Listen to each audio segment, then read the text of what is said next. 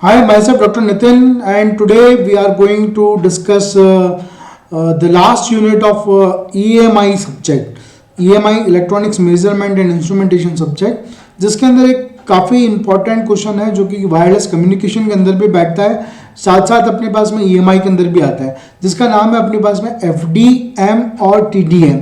तो FDM का मतलब होता है फ्रीक्वेंसी डिवीजन मल्टीप्लेक्सिंग और TDM का मतलब होता है time division multiplexing. So today we are going to discuss about the first we are going to discuss what is multiplexing and why there is need of multiplexing.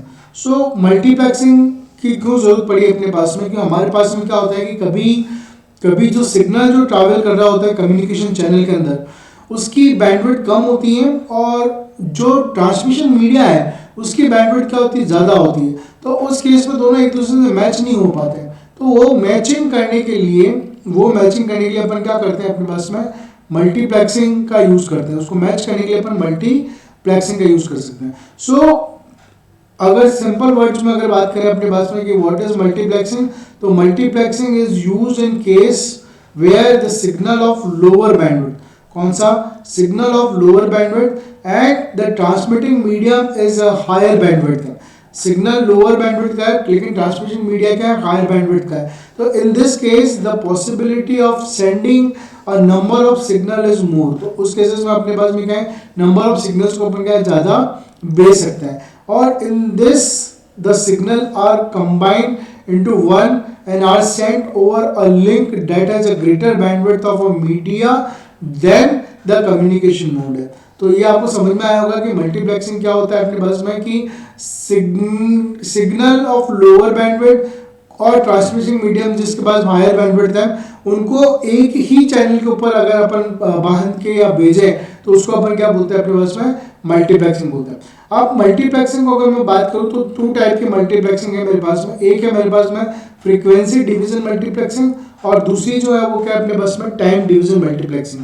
जब frequency division multiplexing की बात करूंगा, जब मैं FDM की बात करूंगा तो उसका मतलब क्या है, तो जितने भी यूजर्स हैं उनको क्या करेंगे अपन, अलग अलग अलॉट करेंगे, क्या फ्रीक्वेंसी रेंजेस अलॉट करेंगे ट्रांसमिशन के अंदर। जैसे in this a number of signals are transmitted at the same time, मतलब बहुत सारे सिग्नल जो है टाइम तो एक ही यूज करेगा अपने पास में, सेम टाइम है, और each source transfer its signals in an allotted frequency range है। तो मतलब क्या हो रहा है अपने पास में कि फ्रीक्वेंसी जो टाइम जो है इसके अंदर FDMA के अंदर टाइम जो है वो तो रहता है सेम, और यूजर्स जो होते हैं अपने पास में, यूजर्स उनको क्या करते हैं अपन, अलॉट करते हैं अपने पास में, अलॉटेड करते हैं क्या, डिफरेंट फ्रीक्वेंसी रेंज, मतलब डिफरेंट फ्रीक्वेंसी रेंज अपन इसको क्या करते हैं, अलोकेट करते हैं। तो transfer it a signal in allocated frequency range and there is a suitable frequency gap between the two adjacent signal to avoid overlapping.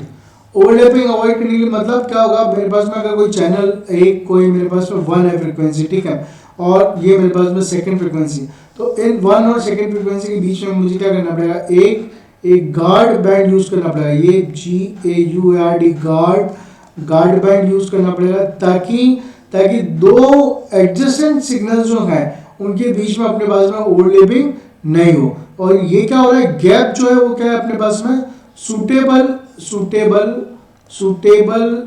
Suitable gap इसके अंदर क्या होता है अपने पास में, प्रोवाइड किया होता है।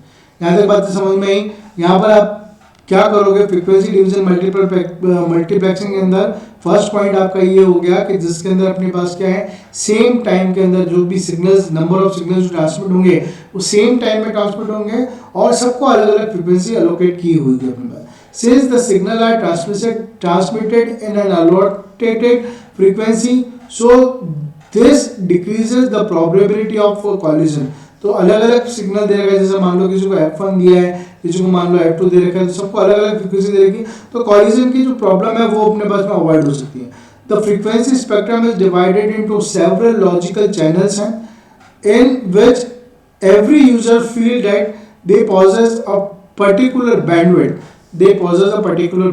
मतलब हर यूजर को क्या किया, जैसे F1 है तो F1 को क्या नाम दे दिया अपने पास में, चैनल चैनल 1 प्रोवाइड कर दिया, F2 को चैनल चैनल चैनल 2 प्रोवाइड कर दिया। ऐसे सबको अलग अलग क्या कर दिए, चैनल्स को प्रोवाइड कर दिया अपने पास में, ठीक है। और number of signals are sent simultaneously at the same time, सारे सिग्नल को आप एक ही टाइम में भेज सकते हो।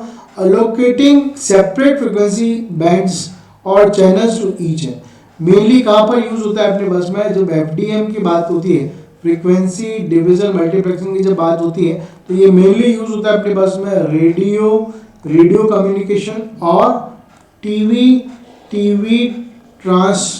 रेडियो कम्युनिकेशन या रेडियो ट्रांसमिशन और टीवी ट्रांसमिशन के अंदर यूज होता है। और यहाँ पर यही गार्ड बैंड के बारे में बात रखा है कि दो फ्रीक्वेंसी बैंड्स के बीच में या दो चैनल के बीच में अगर आप गार्ड बैंड प्रोवाइड करते हो तो आपको ओवरलैपिंग की प्रॉब्लम नहीं होती अपने पास में। क्लियर है? यहाँ तक किसी को कोई दिक्कत है क्या? नहीं। आप इसका एक स्क्रीनशॉट ले लो, 3 पॉइंट्स के अंदर इसको फ्रीक्वेंसी डिवीजन मल्टीप्लेक्सिंग को एक्सप्लेन करना। लेकिन एक चीज़ और हमेशा ध्यान रखना कि जब भी टाइम डिवीजन मल्टीप्लेक्सिंग और फ्रीक्वेंसी डिवीजन मल्टीप्लेक्सिंग आता है तो इनका ब्लॉक डायग्राम बनाना बहुत जरूरी है। जब मैं ब्लॉक डायग्राम की बात करूँगा तो क्या होगा अपने पास में, नंबर्स ऑफ यूजर्स को क्या किया, डिफरेंट नंबर्स ऑफ यूजर्स को डिफरेंट फ्रीक्वेंसी एलोकेट करी और फ्रीक्वेंसी एलोकेट की उसको चैनल 1 नाम दिया, channel 2, channel 3 and channel N नाम दे दिया। यहाँ से क्या हुआ, ये सब मार्क्स हुए, मल्टीप्लेक्सिंग हुई। यहाँ पर मल्टीप्लेक्सिंग का मतलब होता है क्या, मेनी टू वन। तो मेनी टू वन के अंदर अपने पास में यहाँ चलिए अपने पास में, और ये कहाँ चलेगा अपने पास में, डी मल्टीप्लेक्सिंग के कॉरस्पॉन्डिंग चलेगा। मेनी टू वन के अंदर क्या होगा, वन में जो ये चल रहा है अपने पास में, यहाँ पर अलग अलग फ्रीक्वेंसी के लिए चल रहा है, इसलिए 1 2 3 4 एन चैनल चलेंगे अपने पास में। और डी मल्टीप्लेक्सिंग के अंदर चैनल एन, चैनल 2 और चैनल 1 हो जाएगा अपने पास में। ये क्लियर है आपको? ये बहुत इंपॉर्टेंट है, इसको ड्रॉ करना जरूरी है जब अपने पास में एफडीएम क्वेश्चन पूछता है तो अपने पास। क्लियर? एप्लीकेशन ऑफ एफडीएम की बात करूं मैं अपने पास में, तो in the first generation of mobile phones FDM was use किए गए थे अपने पास में। फर्स्ट जनरेशन में the FDM use in television broadcasting के अंदर यूज किया। FDM is use in broadcast FM and am radio frequencies के अंदर इसको एफडीएमए टेक्निक को यूज किया अपने पास में। क्लियर है? तो एफडीएमए टेक्निक लिखने के बाद में आपको क्या करना पड़ेगा, इसके एप्लीकेशंस, उसके एडवांटेजेस और डिसएडवांटेजेस को देना पड़ेगा अपने पास। So advantages of frequency division multiplexing क्या है अपने पास में, इफिशिएंट यूज ऑफ बैंडविड्थ। जब आप फ्रीक्वेंसी डिवीजन मल्टीप्लेक्सिंग की बात करें तो बैंडविड्थ जो है अपने पास में, बैंडविड्थ का मतलब क्या होता है अपने पास में, upper bandwidth, upper frequency band minus of होता है मेरे पास में लोअर फ्रीक्वेंसी बैंड, उसको अपन क्या बोलते हैं अपने पास में, बैंडविड्थ बोलते हैं।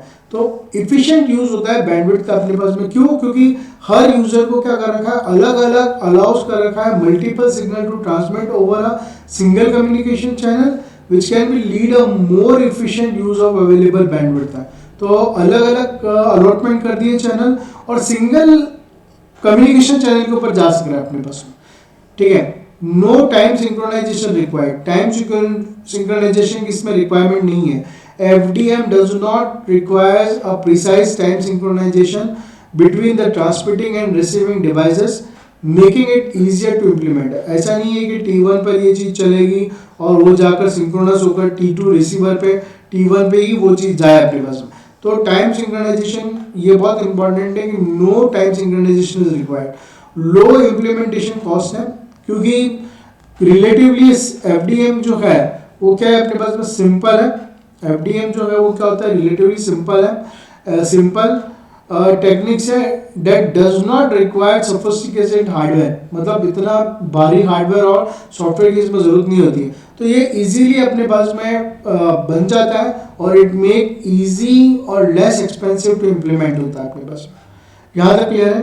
अब बात करते हैं अपने पास किसकी, disadvantage of frequency division multiplexing की अगर मैं बात करूँ तो लिमिटेड कैपेसिटी, सबसे बड़ा डिसएडवांटेज क्या है, लिमिटेड कैपेसिटी।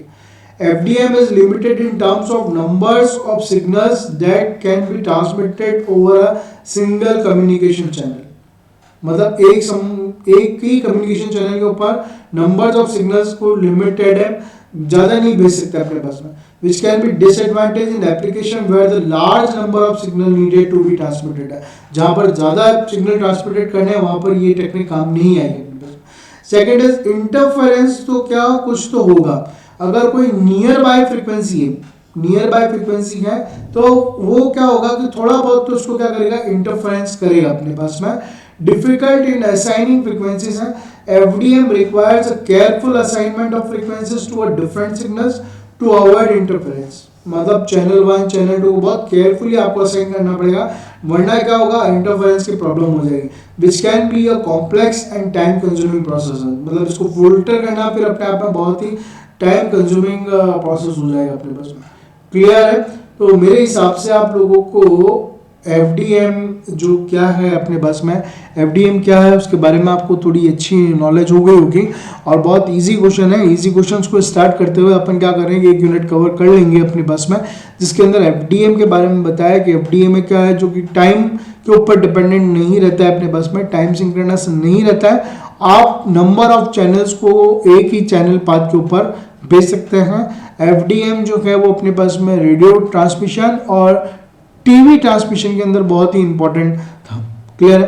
अगर आपको कंसेप्ट समझ में आ रहे हैं तो please subscribe the channel and share with your colleagues and your neighbors and your family members who are doing engineering or some kind of computer courses, so they can be grab engineering in a easy manner with a free education.